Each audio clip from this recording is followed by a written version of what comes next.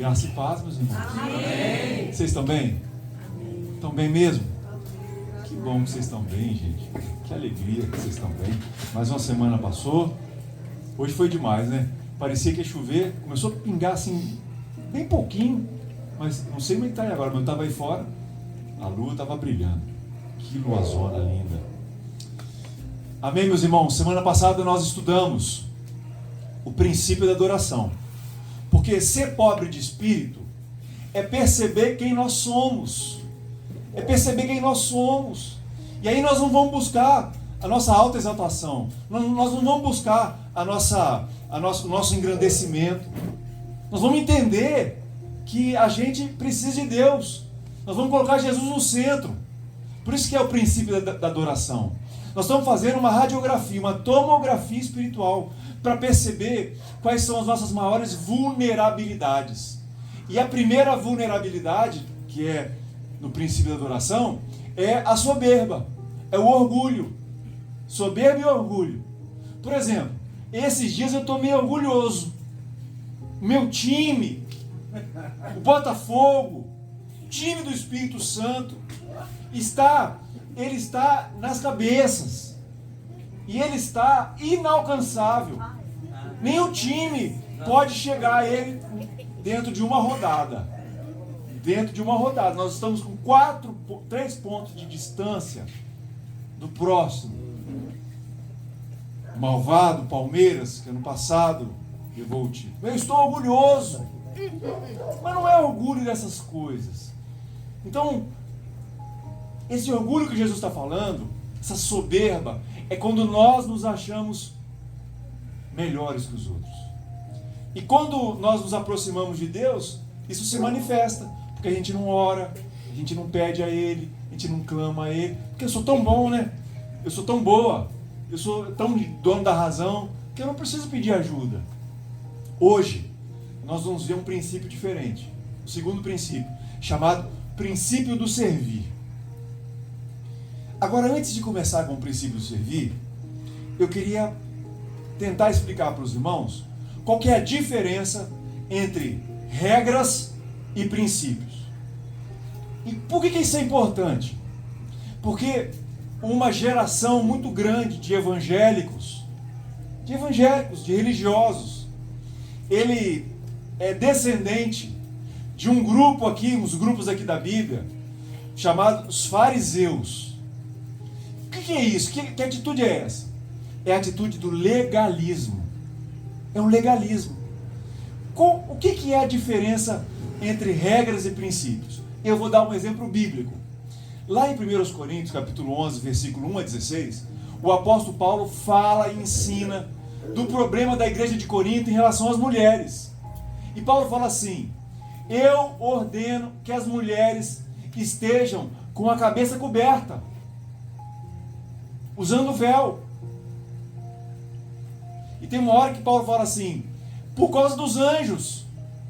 Aí, alguns irmãos, modernamente, veem essa ordem de Paulo, eles não entendem que essa ordem de Paulo não era um princípio, era uma regra. Deixa eu explicar. Sabe, irmãos, nos tempos antigos, e até hoje nos países árabes, as mulheres não ousavam sair na rua com a cabeça descoberta. Elas tampavam o rosto. E não é com aquele véu de filó. É um véu mesmo grosso, é um tecido para que ninguém visse o rosto delas, visse a beleza delas. Quiçá o corpo. Nem o corpo. Então elas usavam um véu. E nós precisamos entender que os princípios são universais. Os princípios são permanentes. E as regras? As regras são temporárias. Lá no caso, a gente precisa entender que Corinto é uma cidade especial. Ela é um entroncamento comercial e Corinto tinha o porto, o maior porto da Ásia Menor. Então, Corinto era um lugar que muita gente estava ali, rodando, gente estrangeira. Então, o que aconteceu? Era uma cidade que tinha gente de todo tipo e era uma cidade que tinha uma religiosidade muito forte. Que religiosidade? religiosidade pagã.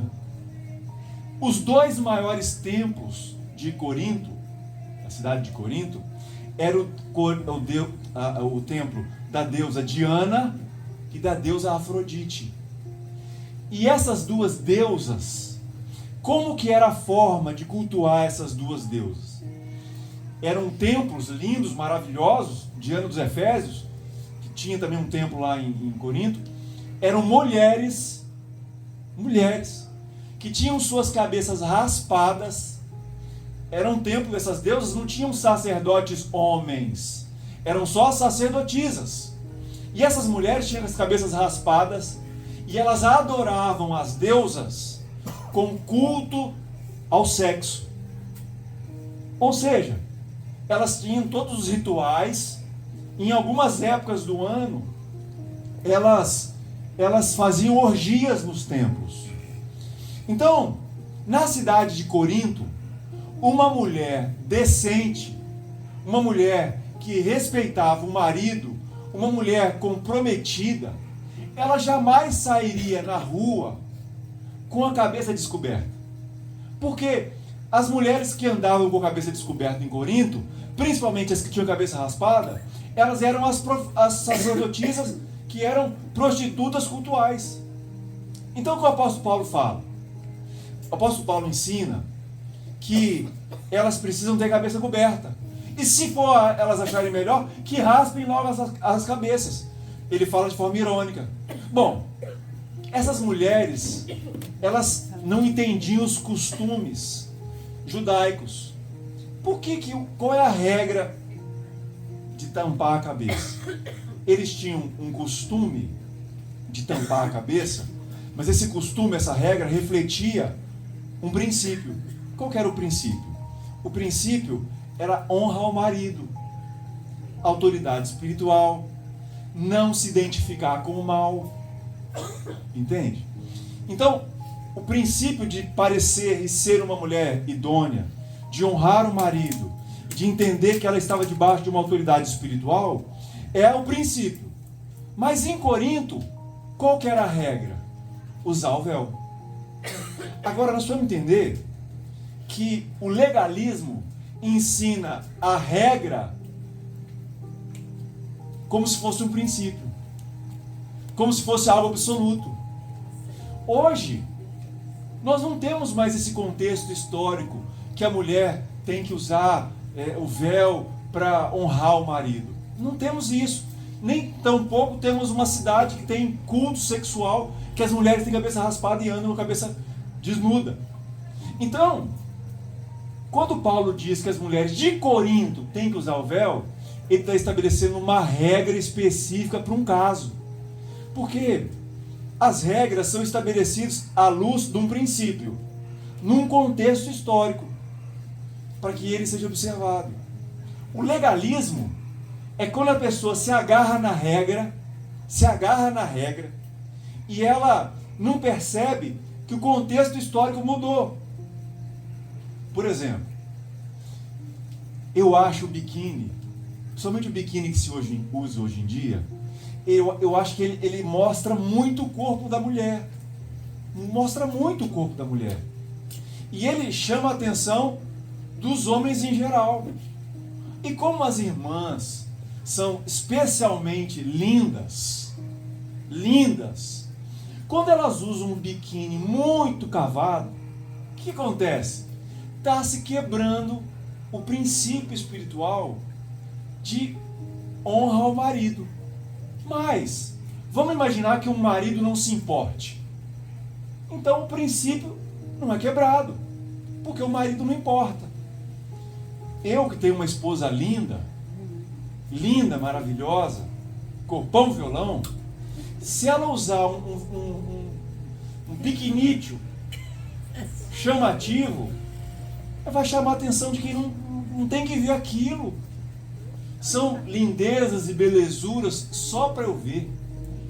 Não é para os de fora ver, os enxeridos. Então, você entende a diferença entre regras e princípios? O princípio é eterno. A regra, ela é temporária. Só que o problema é que nós precisamos entender aqui que, como as regras passam, princípios não. Por isso que nós estamos vendo o princípio da adoração. Primeiro, princípio da adoração, contra o orgulho, contra a soberba, no reconhecimento de quem nós somos. Hoje, nós vamos ver outro princípio. Um princípio eterno. O princípio, ele é o mesmo. Como encaixar esse princípio? Ele é diferente na história. Eu vou dar um exemplo. Eu antigamente achava que não tinha problema quando eu viajava. Uma boa parte do meu orçamento é viagem. Sério, irmãos. Eu vou juntando dinheiro, eu vou juntando todo mês. Eu deixo de comer carne cara. Eu deixo de comer coisa cara. Eu não como fora. Eu vou juntando dinheiro porque, para mim, o meu prazer, mais do que comer uma picanha, é viajar. Eu gosto de conhecer outras culturas. E no início, eu viajava, eu ficava postando as fotos. Por ser pastor já é um problema. Porque quando os outros veem a gente ser pastor, mesmo que não ganhe salário, ou que ganhe pouco, salário baixo, não interessa. Olha lá, pastor, olha lá. Mas muitos irmãos, na sua fraqueza, interpretam a gente postar as fotos como o quê? Como ostentação. Como uma forma de soberba. Olha lá, para vocês verem onde eu estou e vocês não estão. Eu tenho irmãos, amigos lá do Mato Grosso que nunca foram à praia. Nunca vieram à praia. Então eu posto uma foto, eu posto muito, praia, praia, praia. Posso causar aos irmãos um sentimento ruim. Eu posso estar querendo me engrandecer. Não era o meu sentimento. Mas por amor aos irmãos, eu estabeleci uma regra para a minha vida. Eu não posto. Eu não posto. Eu não posto, primeiro, porque me preserva. Segundo, porque eu não quero fazer ninguém pecar, falando mal de mim. Terceiro, eu não quero deixar ninguém com água na boca. Não quero. Então, quando eu vou num lugar especial, eu mando para um amigo ou outro que não vai pensar mal de mim. Eu não me exponho. Eu não quero ser soberbo. Eu não quero ser orgulhoso. Eu não quero falar assim, por exemplo, sei lá, estou lá na Torre Eiffel. Olha aqui onde Deus me trouxe. Não quero. Porque aí parece que eu sou um filho preferido de Deus e os outros não são. E isso não é verdade. É porque eu não como coisa cara. E eu junto dinheiro para fazer a viagem. E se você um dia viajar comigo, você vai ver que as minhas viagens são as mais baratas. Mochilão. Não é boa a viagem. É boa. Princípios são eternos. Regras são temporárias. Você pode viajar, se você quiser, você acha que não tem problema, mas é uma regra que eu coloquei para mim. Para mim. Quero compartilhar com os irmãos hoje o princípio do serviço. Está aqui em Mateus capítulo 5, versículo 4. Abre sua Bíblia, por gentileza. Mateus capítulo 5, versículo 4. O meu relógio fica achando que eu estou fazendo exercício, aí ele fica me cutucando aqui. Mateus capítulo 5, versículo 4. Amém, irmãos? Bem-aventurados. Já sabemos o que é. Feliz a pessoa, bem-aventurados os que choram, porque serão consolados. Bem-aventurados os que choram, porque serão consolados. Vamos orar? Feche seus olhos, curva sua cabeça. Pai, em nome de Jesus, que o Teu Espírito Santo fale conosco. Mais do que regras, a gente precisa entender e praticar o princípio. Nos ajuda, Senhor. É o que te pedimos. Em nome de Jesus. Qual que é o princípio espiritual por detrás de bem-aventurados os que choram? Sabe? Jesus não está dizendo que você vai ser mais ou menos feliz se tiver sensibilidade emocional, sensibilidade sentimental. Não sei você, mas eu sou uma pessoa fácil de chorar. Quando eu vejo um filme, quando eu penso às vezes na minha filha que está longe, os meus olhos marejam. Outras pessoas são mais duronas. são mais fortonas. Mas não é isso que Jesus está falando, que é feliz a pessoa que chora. Não é isso. Jesus não está dizendo que bem-aventurados os emotivos. Não tem nada a ver com os emotivos. Irmãos, nós entendemos que é feliz a pessoa que chora quando ela chora porque ela é uma pessoa quebrantada. Ela é quebrantada. Porque, irmãos, uma das coisas mais interessantes quando você chora, você se desarma. O ato de chorar é um ato infantil. É um ato da nossa fase infantil de não estar preocupado com o que os outros vão pensar, não estar preocupado com o que os outros estão olhando, sabe? O ato de chorar, o ato de se quebrantar, é um ato que demonstra que nós somos vulneráveis. Vulneráveis.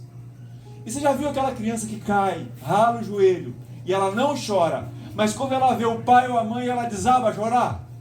É isso. Porque ela vê alguém de segurança, ela vê alguém que dá proteção. E aí, não é que ela é emotiva. A criança vê a correspondência da proteção e chora.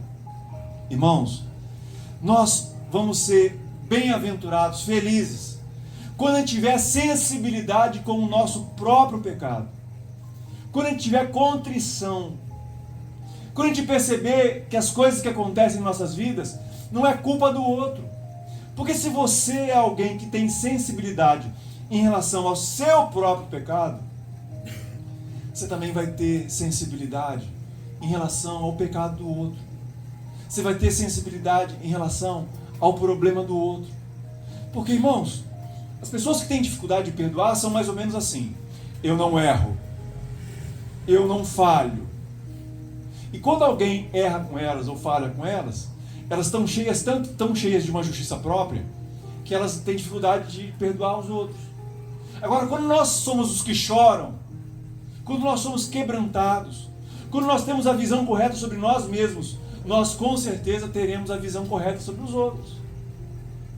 Se eu fui atingido pela graça, se eu fui atingido pelo amor maravilhoso do Senhor Jesus na cruz, se Ele me amou de forma tão gloriosa, maravilhosa, e eu percebendo quem eu sou, eu olho para o Tiago, em vez de julgá-lo, se eu choro por mim, eu também sou capaz de chorar por ele.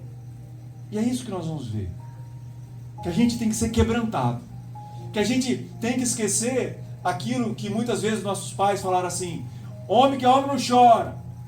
Homem chora. Deve chorar. Pelos seus pecados diante de Deus. E por compaixão. Por empatia. Sabe, irmãos, a vida cristã não é só riso. A vida cristã tem lágrimas. Lembra da oração do fariseu e do publicano, quando Jesus conta? O fariseu faz uma oração dele para ele mesmo. Eu sou bom, eu sou perfeito, eu dou o dízimo, eu faço, eu aconteço, e eu não sou como esse publicano, safado, picareta, pecador. Aí o publicano lá no fundo da sinagoga: Senhor, sê paciente comigo, que eu ache mercê aos teus olhos. Então Jesus fala que quem saiu justificado? Quem se engrandeceu ou quem se humilhou? Quem se quebrou? Jesus falou que foi o publicano. O publicano que chegou em casa com a situação resolvida com Deus. O fariseu não. Sabe, irmãos, nós precisamos ter sensibilidade ao pecado nosso e aos problemas do próximo. Nós precisamos ser misericordiosos. Eu falei esse cordiosos de propósito, porque misericórdia é do latim, que vem de coração. Qual é o médico que trata do coração? Cardiologista, da mesma raiz. Misericórdio ou misericórdia vem de cardio, coração. Quando eu tenho o meu coração alinhado com o miserável, eu sou misericordioso. Sabe por quê? Porque a misericórdia é o ato de que mesmo nós merecêssemos a punição, Deus vem e não nos pune. a gente se alinha com quem é miserável. Por quê? Porque nós também somos. Quem sabe que não é bom, sabe que os outros também não são, e por isso entendem suas falhas. E aí nós temos que ter a diferença entre empatia e simpatia. Empatia é sofrer dentro. E simpatia, sofrer com. Olha aqui. Eu nunca tive um filho morto. Graças a Deus, Patrícia nunca teve um aborto. Mas se nós formos visitar uma mãe que perdeu o filho ou teve um aborto, sabe, irmãos, a gente não viveu, a gente não sabe o que é isso. Te imagina. Mas a empatia é um sofrimento, que dá dentro de nós, que nos faz nos alinhar com essa pessoa. Bem-aventurados os que choram, através da misericórdia, é colocar o centro das nossas vidas em Deus, mas colocar no centro o outro, o próximo. Porque, irmãos, quando perguntaram para Jesus assim: Senhor, qual que é a lei, a maior lei? Jesus falou: amar a Deus sobre todas as coisas e ao próximo como a ti mesmo. Quando a gente ama a Deus e ama o próximo, duas espécies de entidades estão no centro: Deus e os que precisam de nós. Sabe? Infelizmente, o princípio do servir, ele encaixa, porque nós vivemos numa sociedade que espera que na relação com o outro, o que o outro tem para me dar. Quando Jesus fala bem-aventurados os que choram pelos outros e por si mesmo, Jesus está querendo dizer que nós precisamos, mais do que ser servidos, nós precisamos ter um sentimento e uma atitude. Nasce num sentimento, primeiro nasce numa verdade, o princípio, que gera em nós um sentimento, que em terceiro lugar gera uma atitude. O outro, o próximo, está em nossas vidas. Em segundo lugar, já que vimos o que é o princípio do servir, os que choram, vamos ver as consequências para a violação desse princípio. A primeira violação do princípio de chorar é insensibilidade. Insensibilidade. Não consegue ser sensível aos próprios pecados. Irmãos, e alguns anos atrás eu tive uma atitude muito ruim. Eu fui ganancioso. E essa minha ganância me fez começar algo e me prendeu com laços de morte por 3 anos. Depois que passou esse processo, eu não entendi o sofrimento. Um dia, orando sozinho diante de Deus, eu orando, pedindo a Deus que me ajudasse, e desceu um download sobre mim, assim, veio um download, veio uma revelação. Eu percebi ganância. Eu era o responsável pelo meu sofrimento. Eu fui ganancioso. E eu comecei algo que o próprio Deus deixou eu entrar, para eu perceber que eu não devia ter entrado naquilo. Sabe, irmãos, nós precisamos ter sensibilidade com os nossos próprios pecados. Ah, irmãos, eu chorei tanto. Quando eu percebi que o mal que estava vindo sobre mim era fruto de um pecado, de ganância, de afobação, eu comecei um negócio. Eram intenções boas, mas eu não precisava. Eu quebrei um voto com Deus. Eu fui insensível. Irmãos, a insensibilidade, o coração duro, faz com que a gente não olhe nem para nós mesmos, muito menos para os outros. Sabe, a gente é insensível com a necessidade dos outros. Na verdade, nós vivemos num mundo cão, em que você vê alguém sofrendo, ou você vê alguém se lascando, e qual é o nosso sentimento? Que se lasque mesmo. Sabe? Eu tenho raiva de bandido. Eu acho tão safadeza você vir e tomar o que é do outro. Mas, irmãos, às vezes a gente não é sensível. A gente não é sensível ao outro. E aí a gente coloca assim, CPF cancelado. Pô, irmãos, que tristeza um bandido morrer no ato e não ter tido a oportunidade de ali, talvez, no último segundo, pedir um perdão a Deus. Mas ele recebeu a consequência do próprio ato. É verdade. O caminho do pecado é a morte.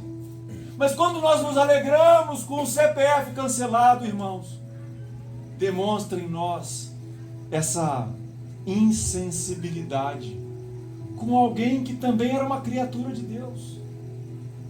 Cada um que se lasque. E a insensibilidade gera egoísmo, uma vida autocentrada. O que o outro pode ser útil para mim? O que o outro pode fazer por mim? Eu nunca penso o que eu posso ajudar o outro. Eu penso no que o outro pode fazer por mim. Imagina você em casa, numa noite fria, difícil aqui em Porto Seguro, mas uma noite fria, e na porta da sua casa, chega, bate no portão um mendigo. Quando você abre a porta e vê um mendigo, aquele jeitão de mendigo, qual que é normalmente a nossa reação? Que a gente pensa? É de conforto ou desconforto? Agora imagine que na porta da sua casa bata um casal super alinhado, bonito, num carrão. Qual que vai ser sua atitude? Com um pacote na mão? De conforto ou desconforto? Irmãos, que se lasque o mendigo. Quem mandou ele estar nessa vida? E a gente é muito rápido, irmãos. A gente é muito rápido para julgar. Lembre-se que Jesus falou que como a gente julgar, a gente vai ser julgado. Então, bem-aventurados os que choram. Tem que despertar em nós o cuidado com a insensibilidade. Eu não dou dinheiro a ninguém. Eu não dou dinheiro a ninguém. Mas um prato de comida não vai resolver o problema. Mas se alguém me pedir comida, um prato de comida, todos nós temos alguma coisa de comer para dar para alguém. Ah, mas você vai acostumar a pessoa naquela vida. Irmãos, se até os nossos inimigos nós temos que dar de comer, imagina alguém que está tão lascado na vida. Sabe, irmãos, o primeiro problema da quebra do princípio é a insensibilidade. O segundo é o egoísmo. Egoísmo. Por quê? O egoísmo é algo, irmãos, essa mentalidade, tudo é meu, tudo para mim. E se não for para mim, que ninguém devia ter. Oh, irmãos, egoísmo é uma das... Já viu as crianças? Quando chega uma criança nova e ela não quer que brinque com os brinquedos dela? Não! Tem um monte de brinquedos, mas ela não quer que brinque com os dela. Mas ela gosta de brincar com os brinquedos diferentes quando vai na casa de alguém. Isso é normal do ser humano. É normal. Terceiro lugar, a quebra do princípio do serviço, do chorar, ela atrapalha a nossa vida de oração. Por quê? Normalmente, quem só pensa em si mesmo, o centro é ele mesmo. As orações, quando ora, é sempre pedindo coisas para si mesmo. São lamúrias e pedidos sem fim. Para os outros, se oramos bem rapidinho para descartarmos a responsabilidade que temos com os outros. Nós temos que parar de orar assim, irmãos. Nós temos que começar a orar certo.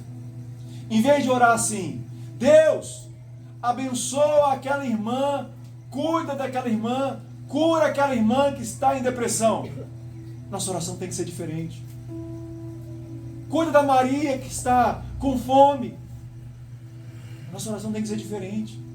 Ela precisa ser diferente, irmãos. A nossa oração é: Deus, no que eu posso ajudar na cura da depressão dessa pessoa? Deus, o que eu posso fazer para matar a fome de alguém? Deus, o que eu posso ser? Os seus braços, o teu abraço, a tua boca, os teus olhos. Porque, irmãos, a oração certa é: Deus, como eu posso ser a resposta para a carência de alguém? Quem é servo de quem? Às vezes você já reparou que nós tratamos a Deus como nosso funcionário? E a Bíblia diz que Ele é o nosso Senhor. E nós é que somos servos dele. Então, se aparece uma necessidade, Deus, o Senhor quer que eu entre nessa aqui, junto com o Senhor me usar para abençoar alguém? Sabe, irmãos, por que atrapalha a quebra, atrapalha a vida de oração? Porque quem só pensa em si mesmo, quem não chora, quem não tem sensibilidade, só ora por si mesmo. Não se vê como resposta de Deus para a vida de ninguém. O mais legal é quando Deus usa a sua vida para ser instrumento na vida de alguém, sempre sobra uma rebarba de bênção para você. Sempre sobra. Em último lugar, hipocrisia religiosa. Ô irmãos, você conhece muito bem o texto que se chama Bom Samaritano. Você sabe que um homem foi quase morto, salteadores, passou um sacerdote, passou um levita, passaram de largo, depois veio um samaritano, alguém que era odiado pelos judeus. Ele usou seus remédios, usou sua montaria, usou seu dinheiro, gastou seu tempo e ainda se comprometeu a ajudar se precisasse mais. Você sabe essa história. Mas essa história, elas revelam 3 filosofias de vida. A primeira é dos salteadores, dos ladrões. E a filosofia é: o que é teu é meu. Os bandidos são assim. Ele olha porque é nosso, fala assim: o que é teu é meu. É quem só pensa em ter, em explorar, em tirar vantagem dos outros. É a filosofia dos salteadores. Segunda é a filosofia dos religiosos. O que é meu e eu não vou compartilhar com ninguém. E o que é seu é seu. Sabe, irmãos, a hipocrisia do levita e do sacerdote são muito grandes, porque eles estavam vindo de Jerusalém, estavam vindo do culto. Talvez o sacerdote foi importante na hora do culto, talvez o levita foi importante no coral, ou alguma coisa parecida, e eles vieram embebecidos de um culto maravilhoso, porque Deus falou, porque Deus ensinou, porque Deus se manifestou. Mas quando eles passaram perto do moribundo, eles não quiseram sujar suas mãos com sangue, não quiseram gastar seu tempo, e talvez pensaram assim: mas esse policiamento das estradas está péssimo, esse governo que não cuida, esse governo que não faz. Ai, irmãos, principalmente quem conhece o Senhor e tem Ele como Pai, não pode fazer como o sacerdote e o levita. Sabe, nós temos que parar e gastar a nossa vida, gastar o nosso tempo com quem precisa. Sabe, o samaritano é outra filosofia. O que é meu é seu também. Sabe, irmãos, acho que eu tive 2 vezes, né? Eu morei em casa com piscina. Irmãos, o mais legal da casa com piscina é você mesmo não usa tanto. Você usa no início. Mas o mais legal da casa com piscina é abrir a casa para os despiscinados. Aqueles remelentos, aquelas criançadas que não tem piscina em casa. Aí você faz um negócio aí: vamos para a piscina. Irmãos, o que adianta ter sem compartilhar? Ah, irmãos, pastor, eu não tenho dinheiro para ajudar.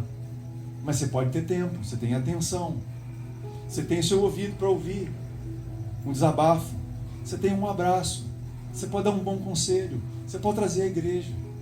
Diz a Bíblia que coisa mais bem-aventurada é dar do que receber. Nós precisamos aprender isso, irmãos. Tem que mudar a nossa chave. É louco quem vive só para si. É um tipo de antivida. Jesus falou desse homem que juntou tesouros e amealhou tesouros e vou construir novos celeiros, e sentou e: alma, regala-te, porque estás farta. Louco, doido, maluco. Hoje mesmo pedirão a tua alma. E o que tu tens para o reino de Deus, irmãos? É doação. Nós precisamos nos doar. Terceiro lugar, quero responder uma pergunta. Quais são os resultados de bem-aventurados os que choram? Olha o que o texto fala. Serão consolados. Olha o que Jesus falou. Olha o que Jesus falou. Serão consolados. Agora, o inverso é verdadeiro. Maldito são os insensíveis. Porque na hora que a coisa apertar para o lado deles, porque vai apertar, todos nós temos situações em nossas vidas que nós vamos sofrer. Eles não serão consolados. Então, o primeiro resultado de ser sensível é que seremos consolados por outros, mas em última instância, por Deus. Deus consolará. Deus fechará o buraco existencial que há dentro de nós. Ele consolará. Experimentaremos a graça da justificação dos nossos pecados. Nós seremos ajudados, seremos servidos, como ajudamos os outros. Irmãos, sabe outro resultado de bem-aventurados que choram? É ver a vida do outro, que Deus me usou para trabalhar junto com Ele, mudar. É tão gostoso, é tão recompensador, é tão vivificante do ser humano, não enquanto máquina, enquanto bicho, mas enquanto ser espiritual. Você dar um abraço, você fazer algo, você dar uma oferta, você fazer algo, ser os braços de Deus e ver a vida do próximo mudar. É tão lindo. Consolar e ser consolado. E por último, no restante do Sermão do Monte, quais são os ensinos que corroboram com esse princípio? Jesus fala em Mateus 5, de 13 a 18, que os discípulos dele têm que ser sal e luz. São as características básicas do discípulo. Servir. Do que adianta ser sal e perder o sabor? Do que adianta ser luz e ficar escondido debaixo da mesa, da cama? Nós estamos no mundo para salgar. Nós estamos no mundo para iluminar. Irmãos, Jesus está nos chamando para sermos cristãos e sermos uma igreja que se quebranta. Mateus 5, 43, 48, Jesus fala assim: amem os vossos inimigos. Eita, amem os vossos inimigos. Que coisa! O que será que Jesus está falando aqui? Que eu tenho que ser apaixonado no meu inimigo? Eu tenho que ter amor incondicional, tenho que dar minha vida pelo meu inimigo? Sabe, irmãos, o mandamento de Jesus em Mateus 45, 43 e 48, amar os inimigos, não é sentir, é servir. Nós não temos que sentir algo pelo inimigo. E o texto está bem respondido aqui em Romanos 12, 17. Diz assim, não torneis a ninguém mal por mal. Esforçai-vos por fazer o bem perante todos os homens. Se possível, quando depender de vós, tende paz com todos os homens. Não vos vingueis a vós mesmos, amados, mas dai lugar à ira. Porque está escrito: a mim pertence a vingança. Eu é que retribuirei, diz o Senhor. Pelo contrário, olha aqui. Se o teu inimigo tiver fome, dá-lhe de comer. Se tiver sede, dá-lhe de beber.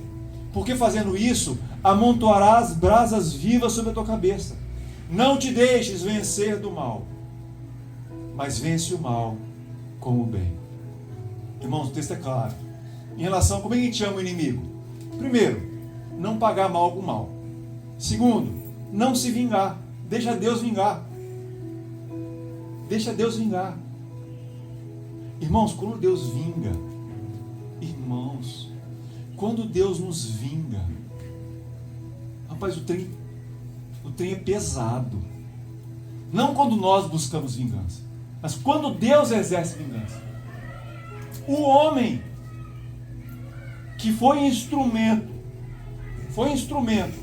do mal na minha vida, naquele meu pecado da ganância, irmãos, mas pensa num tinhoso, pensa num confusento, Pensa num homem perverso. Pensa num homem que eu entrei mau caráter. E o advogado mandou abrir 1000 processos contra ele com base no que ele fez. Irmãos, semana passada, câncer fulminante. Mas, irmãos, um homem rico, cheio de lojas, bonito, boa saúde, deu um câncer que matou ele em 2 meses. E ele não passou só me passou a perna, não. Ele passou a perna em muita gente. A gente falava assim, como é que esse homem não morreu ainda? Porque lá no Mato Grosso os caras andam mais armados. Como é que alguém que ele passou a perna não matou ele ainda? Ninguém matou, irmãos. Um câncer fulminante acabou com a história dele de passar a perna nos outros. 2 meses. Acabou. Sabe, irmãos? Não pague o mal com o mal. Não se vingue. E por último, se o inimigo tiver fome, estenda a mão. Se ele tiver sede, estenda a mão. Ou seja, no que cabe a nós, as necessidades básicas, não é da pizza, não. Ninguém está falando de pizza. Jesus falou assim, se tiver fome, não deixe ele passar fome, não. Não deixe ele passar sede, não. O básico. Do que couber a nós. Sabe por quê, irmãos? O texto fala que quando a gente faz isso, isso amontoa brasa sobre a nossa cabeça. Porque, irmãos, é incrível. O amor gera constrangimento. A cabeça da gente fica tudo quente, mas não de preocupação. Espiritualmente, isso é bom para nós. Quando a gente serve no básico o nosso inimigo. Quando a gente não é aquele que aproveita para pisar e esquartejar e acabar com tudo. Exterminar. Irmãos, não te deixes vencer do mal, mas vence o mal com o bem. O amor traz constrangimento. Jesus termina no capítulo 7, versículo 2, falando assim: faça aos outros o que você quer que te façam. É utopia? Não, irmãos. Você pode não ser perfeito, mas sempre que você puder, faça aos outros o que você quer que te façam a você mesmo.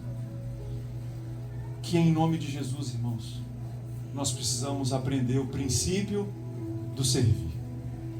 O princípio do servir. De abrir mão um pouco, de ter, como disse aqui, a filosofia do salteador. O que é teu é meu. Não. A filosofia do religioso, o que é meu, e eu não reparto com você. Não. Nós precisamos ter a filosofia, o jeito de viver do samaritano. O que é meu, é seu. Que cada um de nós possa ser sensível aos seus próprios pecados e ao que os irmãos precisam, ao que o próximo precisa. Vamos cantar um louvor? Vamos baixar nossas cabeças, cantar um louvor e já vamos orar.